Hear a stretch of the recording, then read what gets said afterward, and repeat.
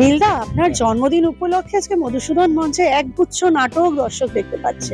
এটা ফার্স্টে কতটা ভালো লাগার নীলদা? না, ভালো লাগা তো ঠিকই আছে। 50তম জন্মদিন একটা উপলক্ষ মাত্র। এটা তো প্রায় আজকে আমাদের হচ্ছে তোমার ষষ্ঠ দিন। কালকে 7 দিনে 9টা নাটক, অলরেডি 5টা নাটক হয়ে গেছে। আজকে 2টি আছে, আবার কালকে 2টো আছে। এই যে একসাথে এতগুলো নাটকের ইতিহাসের সঙ্গে জড়িত নাটক দেখতে পাচ্ছে বাংলা থিয়েটারের। 51 বছরের ইতিহাস জড়িয়ে আছে। মারিচ সংবাদ 1973 এবং গান্ধী 2024 বা বিনোদিনী অপেরা 2023, গান্ধীও 2023 এবং নতুন নাটক, সব মিলিয়ে এই যে নাটক থিয়েটারকে উদযাপন করা হচ্ছে, এটাই আসল। এবং সেটা যে আমার অভিনীত এবং নির্দেশিত নাটক নিয়ে হচ্ছে, যেহেতু চেতনা আমার নাট্য দল চেতনা এটা আয়োজন করেছে, বাইরের দলও ছিল, সংস্কৃতি ছিল, সব মিলিয়ে এটা একটা আমার কাছে চিরস্মরণীয় হয়ে থাকবে। এবং মানুষ যেভাবে সাড়া দিয়েছে, যে হারে টিকিট কেটেছে এবং যে ভিড় করে এসেছে, হাউসফুল 3-4টে নাটক হয়েছে, তার বাইরেও প্রায় হাউসফুলের কাছাকাছি। এইটা আমি বাংলার মানুষের কাছে, নাট্যমোদী মানুষের কাছে চিরকৃতজ্ঞ থাকবো এই উৎসবকে এইভাবে স্মরণীয় করে রাখার। ওটিটির জমানায় কোনো প্রভাব কি নাটকের ওপরে পড়ে নীলদা? না, ওটিটি দেখা আলাদা। নাটকের যে জীবন্ত পারফরমেন্স দেখার যে মজা, যে স্পর্শ, যে ছোঁয়া, যে রূপ, যে রস, যে গন্ধ, সেটা কোনো ওটিটি বা সিনেমা কোনোদিনই তার মানে কি বলবো, মানে বদলাতে পারবে না। নাটক যারা ভালোবাসেন, নাটক দেখতে যারা পছন্দ করেন, তারা চিরকালই থাকবেন। যেমন তুমি লন্ডনে যদি দেখো, লন্ডনে নাটক সিনেমার অত প্রভাব নেই, নাটকই সেখানে, যদিও তারা অন্যভাবে করেন। তো আমাদের এখানেও থিয়েটারের একটা মানে খুবই বলিষ্ঠ দর্শক আছে, বা কি বলবো, একনিষ্ঠ দর্শক আছে, ডেডিকেটেড দর্শক আছে। তারা চিরকালই ছিলেন এবং তারা এখনো আছেন। পাল্টেছে, সময় পাল্টেছে, কিন্তু এখনো আছে। আজকে প্রজন্মে যারা অভিনয় করতে আসছে, যারা অনেক বেশি সিরিয়াল মুখী, খুব তাড়াতাড়ি প্রতিষ্ঠার দিকে ছুটছে, খুব তাড়াতাড়ি মানে উঁচুতে পৌঁছানোর লক্ষ্যে ছুটছে, তাদের মধ্যে কতটা নাটকে এসে নাটকে মানে অভিনয় করে শেখার, কেননা নাটক তো শিক্ষা দেয় মানুষকে, জীবনটা কি সেটা শেখায়, আমার থেকে অনেক ভালো আপনি জানেন, সেটা কতটা আপনি দেখতে পান আজকে প্রজন্ম? নাটক শুধু মানুষ হিসেবে উন্নত করো নয়, তোমার যে চর্চা করার জায়গাটা, অভিনেতা তো একটা চর্চা, শুধু তো জিম করাটা অভিনয়ের চর্চা নয়, সেটাও একটা অপরিহার্য অঙ্গ বা ইম্পর্টেন্ট অঙ্গ।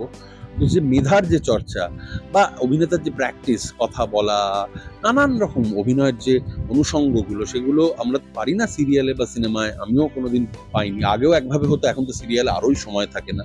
তো সিরিয়ালে করে নাম করাটার মধ্যে কোনো ভুল কিছু নেই, কিন্তু মুশকিল হচ্ছে নিজেকে আমি কতটা রেগুলার ঘষা মাজা করতে, উন্নত করতে পারছি, সেটাই আসল।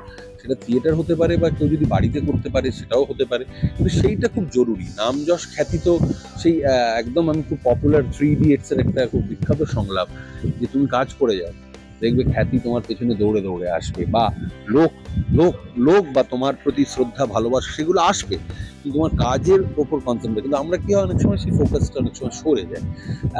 সিরিয়াল হিট করে গেল, তো ঠিকই তো আছে, করে যাই। তো এই অভ্যেসটাকে, নিজেকে সবসময় ভাঙা গড়ার অভ্যেসটাকে তৈরি রাখলেই আমার মনে হয় অভিনেতার একটা কোথাও সবসময় একটা সে জীবন্ত থাকতে পারে। আর মানে নাটকের উপরে রাজনৈতিক প্রভাব যে সাম্প্রতিককালে মাথাচাড়া দিচ্ছিল, সেটা নিয়ে আপনি কি বলবেন? রাজনৈতিক প্রভাবের কিছু নেই, যে সরকার যখনই থাকে তার প্রভাব থাকে। এক সময় আরেক সরকার ছিলেন, এখন আরেক সরকার আছেন, তারা তাদের মতো কন্ট্রোল করছেন। তবে তারা মানে এটা বলতে আমার কোনো অসুবিধে নেই, যত বেশি সিরিয়াল প্রেমী বা সিনেমা প্রেমী, থিয়েটার প্রেমী খুব কম বলে মনে হয়েছে আমার। এই উৎসবটা করতে গিয়েও আরও বেশি মনে হলো, সে কারণটা আমি এখানে বলবো না, আমি ওরকম বলতে চাই না। কিন্তু আমি ধন্যবাদ জানাবো সরকার, মধুসূদন মঞ্চ কর্তৃপক্ষকে, যে তারা পাশে থেকে এইভাবে দিয়েছেন। কিন্তু আরেকটু থিয়েটার প্রেমী যদি হয়, আমার মনে হয় মানে তাহলে আমার মতো থিয়েটার করিয়ে, আমরা থিয়েটার থেকে খুব একটা পয়সা রোজগার করি না, কিন্তু আরেকটু যদি সাহায্য পায়, কারণ যে কোনো দেশে যে কোনো সময় সাবসিডি, থিয়েটারের সাবসিডি বা সরকারের সাপোর্ট খুব ইম্পর্টেন্ট, নাহলে থিয়েটার বাঁচতে পারে না। থিয়েটার তো খুব একটা ওইভাবে ব্যবসায়িক জায়গা থেকে তৈরি হয় না, হয় মানে হতে হতে কোনো ব্যবসায়িক থিয়েটার একসময় রমরমিয়ে ছিল, এখন তো সেই ইতিহাস ভবিষ্যৎ হয়ে গেছে। তাই আমি অনুরোধ করব বর্তমান সরকারকে, তারা যদি আরেকটু থিয়েটারের পাশে থাকেন, এটুকুই বলা, আমি অনুরোধই করতে পারি, আমি তো আর কিছু করতে পারি না। আরেকটা কথা দাদা, সেটা হচ্ছে ডন এবং ঘাসিরাম কোতোয়াল, এখানে কারা কারা অভিনয় করছে যদি একটু জানা যায়। ডন তো সুমন মুখোপাধ্যায়, আমার দাদা, তিনি বহুদিন বাদে অভিনয় করেছিলেন নাটকে, 25 বছর বাদে, যার 50 প্রায় 48তম অভিনয় হচ্ছে আজকে। নিবেদিতা রয়েছে ডনে। ঘাসিরাম আমার প্রথম পরিচালিত নাটক চেতনার হয়ে 2016 সালে, যেটি বহু জায়গায় অভিনয় হয়েছে, আজকে বোধহয় 58তম হবে। ঘাসিরামেও আমি অভিনয় করি, নিবেদিতা করে, রাহুল দা করে, আর আমার একটা টোটাল ইয়াং টিম আছে যেটা চেতনাকে লাস্ট 8 বছর বাঁচিয়ে রেখেছে, 9 বছর ধরে।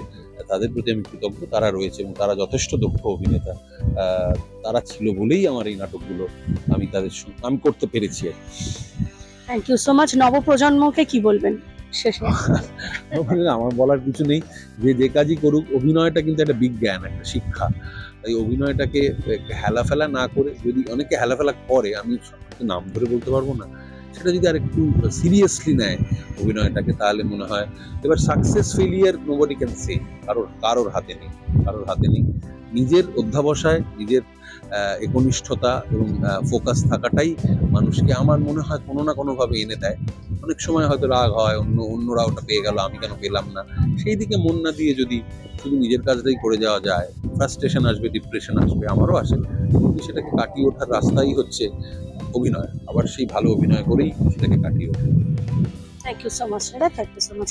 ক্যামেরায় ধীমান হালদারের সঙ্গে নবনীতা দত্তগুপ্ত, ইটিভি ভারত, কলকাতা।